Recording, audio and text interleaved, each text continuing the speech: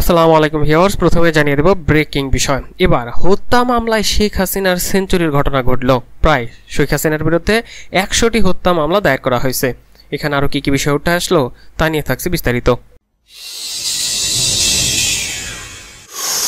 এরপর তুলে ধরবো এবার গ্রেফতার হয়েছেন কিন্তু সাবেক বাণিজ্য মন্ত্রী টিপু মুন্সি, এবং তার টিপু মুন্সির গ্রেফতারের পর তাকে রিমান্ডে দেওয়া হলো 4 দিনের। আরও কি কি বিষয় উঠে আসলো তাও জানতে পারবেন। এবং সবশেষে আপনাদের মাঝে তুলে ধরবো এবার ডক্টর ইউনূসের সাথে পরামর্শ করে নির্বাচনের তারিখ নিয়ে কি তথ্য দিলেন এই মির্জা ফখরুল, সে বিষয়টার এক্সক্লুসিভ কিছু তথ্য ভিডিওর শেষ অংশে জানতে পারবেন। এতক্ষণ শুনছিলেন শিরোনাম, এবার বিস্তারিত। এবার হত্যা মামলায় সেঞ্চুরি করলেন কিন্তু সাবেক প্রধানমন্ত্রী শেখ হাসিনা। সর্বশেষ আন্তর্জাতিক অপরাধ ট্রাইব্যুনালের তদন্ত সংস্থায় শেখ হাসিনা সহ 12 জনের নাম উল্লেখ করে গণহত্যার অভিযোগে মামলা হয়। বৃহস্পতিবার 29 আগস্ট বিকালে এই নিয়ে হাসিনার বিরুদ্ধে মোট 100টি মামলা হলো। এর মধ্যে গণহত্যায় উস্কানি দেয়ায় 32 জন সিনিয়র সাংবাদিককে অভিযুক্ত করা হয়। গত 5 আগস্ট রাজধানীর শ্যামলী রিং রোডে পুলিশের গুলিতে নিহত রিহানের বাবা গোলাম রাজ্জাক এই সময় আবেদন করেন। ছাত্র জনতার আন্দোলনের মুখে গত 5 আগস্ট দেশ ছেড়ে ভারতে আশ্রয় নেওয়ার পর গত 13 আগস্ট রাজধানীর প্রথম একটি হত্যা মামলা দায়ের হয় শেখ হাসিনা সহ আওয়ামী লীগের বিভিন্ন নেতাকর্মীদের বিরুদ্ধে। সর্বশেষ আন্তর্জাতিক ট্রাইব্যুনালের তদন্ত সংস্থায় বৃহস্পতিবার 29 আগস্ট বিকালে শেখ হাসিনা সহ 52 জনের নাম উল্লেখ করে গণহত্যার অভিযোগে মামলা হয়। এর মধ্যে গণহত্যায় উস্কানি দেয়ায় 32 জন সিনিয়র সাংবাদিককে অভিযুক্ত করা হয়েছে। গত 5 আগস্ট রাজধানীর শ্যামলী রিং রোডে পুলিশের গুলিতে নিহত রিহানের বাবা গোলাম রাজ্জাক এই মামলার আবেদন করে। একই দিন ঢাকার খিলগাঁও একটি হত্যা মামলার এজাহার হিসেবে গ্রহণের নির্দেশ দিয়েছে আদালত। বাংলাদেশ জাতীয়তাবাদী সড়ক পরিবহন শ্রমিক দলের ঢাকা মহানগর দক্ষিণের সভাপতি ও সাংবাদিক হাসান মাহমুদকে হত্যার ঘটনায় সাবেক প্রধানমন্ত্রী শেখ হাসিনা সহ 45 জনের বিরুদ্ধেও মামলা করা হয়েছে। গত 16 জুলাই থেকে 5 আগস্ট পর্যন্ত ছাত্র আন্দোলনের পুলিশ ও সরকার দলীয় লোকজনের হামলায় নিহতদের পরিবারের পক্ষে এসব মামলা করা হয়েছে। মামলাগুলোর মধ্যে গণহত্যার অভিযোগে 8টি মামলা আন্তর্জাতিক অপরাধ ট্রাইব্যুনালের তদন্ত সংস্থায় দাখিল হয়েছে, আর 92টি হত্যা মামলা দায়ের হয়েছে দেশের বিভিন্ন থানায়। এর বাইরে একটি মামলা রয়েছে অপহরণ করে গুম করার অভিযোগ। হত্যা মামলাগুলোর মধ্যে 13 আগস্টে একটি, 14 আগস্টে একটি, 15 আগস্টে 3টি, 16 আগস্টে ঢাকা বগুড়ায় পৃথক 2টি মামলা, 17 আগস্ট ঢাকা ও চট্টগ্রামে পৃথক 3টি মামলা, 18 আগস্ট সহ ঢাকা সহ দেশের বিভিন্ন জেলায় 8টি, 29 আগস্ট ঢাকা ও চট্টগ্রামে 4টি, 20 আগস্ট ঢাকা বগুড়া জয়পুরহাট সহ অনেকটি মামলা হয়েছে প্রায় 10টি। ছাত্র জনতার আন্দোলনের মুখে পড়ে গত 5 আগস্ট আওয়ামী লীগ সরকারের পতন হয়। ওই দিন শেখ হাসিনা সরকার প্রধানের পদ থেকে পদত্যাগ করে ভারতে পালিয়ে যান। এরপর থেকে আওয়ামী লীগ সরকারের আমলের খুন, গুম ও গণহত্যা নিয়ে একের পর এক অভিযোগ উঠতে থাকে। এই বিষয়গুলো ব্যাপকভাবে তথ্য উঠে এসেছে সংবাদ মাধ্যমে, যেখানে উঠে আসে হত্যা মামলায় প্রায় 100টি হত্যা মামলার শিকার হয়েছেন সাবেক প্রাইম মিনিস্টার শেখ হাসিনা, যার ফলে তিনি আবার সেঞ্চুরি করলেন।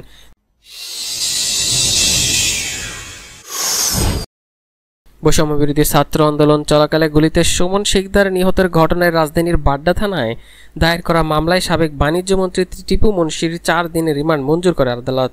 বৃহস্পতিবার ঢাকা মেট্রোপলিটন ম্যাজিস্ট্রেট আলী হায়দারের আদালতে শুনানি শেষে এই আদেশ দেওয়া হয়। এর আগে বাড্ডা থানায় পুলিশ টিপু মুন্সির 8 দিনের রিমান্ড চেয়ে আদালতে আবেদন করে। বুধবার টিপু মুন্সিকে রাজধানীর গুলশান এলাকা থেকে গ্রেফতার করে র্যাপিড অ্যাকশন ব্যাটালিয়ন অর্থাৎ র্যাব। টিপু মুন্সি 2001 সালে 8ম জাতীয় সংসদ নির্বাচন রংপুর 4 আসন থেকে বাংলাদেশ আওয়ামী লীগের মনোনয়ন নিয়ে পরাজিত হন। এরপর 2008 সালের 9ম, 14 সালে 10ম, 2018 সালের 11 ও 24 সালের দ্বাদশ জাতীয় সংসদ নির্বাচনে বাংলাদেশ আওয়ামী লীগের মনোনয়ন নিয়ে রংপুর 4, পীরগাছা ও কাউনিয়া আসন থেকে সংসদ সদস্য নির্বাচিত হন। 9ম জাতীয় সংসদে 3 বস্ত্র ও পাট মন্ত্রণালয় সম্পর্কিত স্থায়ী কমিটির সদস্য, 10ম জাতীয় সংসদ নির্বাচনে স্বরাষ্ট্র মন্ত্রণালয় সম্পর্কিত স্থায়ী কমিটির সভাপতি ও অর্থ মন্ত্রণালয়ের সম্পর্কিত স্থায়ী কমিটির সদস্য ছিলেন। 7 জানুয়ারি 2019 সাল থেকে তিনি শেখ হাসিনার 4র্থ মন্ত্রিসভার বাণিজ্য মন্ত্রী হিসেবে দায়িত্ব পালন করেন। তবে 2024 সাল থেকে কোনো মন্ত্রণালয়ের দায়িত্ব পাননি তিনি। ছাত্র গণ আন্দোলনের মুখে গত 5 আগস্ট প্রধানমন্ত্রীর পদ থেকে পদত্যাগ করে ভারতে পালিয়ে যান আওয়ামী লীগের সভানেত্রী শেখ হাসিনা। সরকার পতনের পর শেখ হাসিনা সহ সাবেক মন্ত্রী, প্রতিমন্ত্রী ও আওয়ামী লীগের বিভিন্ন নেতাকর্মীদের নামে দেশের বিভিন্ন স্থানে হত্যা সহ বিভিন্ন নামে মামলা হয়। এসব মামলার এরই মধ্যেই গ্রেফতার হয়েছে ক্ষমতাচ্যুত সরকারের বেশ কয়েকজন মন্ত্রী, প্রতিমন্ত্রী। এর মধ্যে আছেন আওয়ামী লীগের যুগ্ম সাধারণ সম্পাদক ও সাবেক সমাজ কল্যাণ মন্ত্রী দীপুমণি, সাবেক প্রধানমন্ত্রী উপদেষ্টা সালমান এফ রহমান, সাবেক আইনমন্ত্রী আনিসুল হক, সাবেক পাটমন্ত্রী গোলাম দন্তগীর গাজী, সাবেক ডেপুটি স্পিকার শামসুল হক টুকু সহ আরও অনেকেই গ্রেপ্তার হয়েছেন। এর মধ্যে সবচেয়ে আকর্ষণীয় মানুষ হচ্ছে জুনায়েদ আহমেদ পলক, সাবেক উপমন্ত্রী আরিফ খান জয়, এছাড়াও আওয়ামী লীগের বিভিন্ন নেতা কর্মীবৃন্দ 14 দলীয় জোটেরও সভাপতি অনেক গ্রেপ্তার হয়েছেন। বিশেষ করে হাসানুল হক কিনু, ওয়ার্কস পার্টির সভাপতি রাশেদ খান মেননও গ্রেপ্তার হয়েছেন।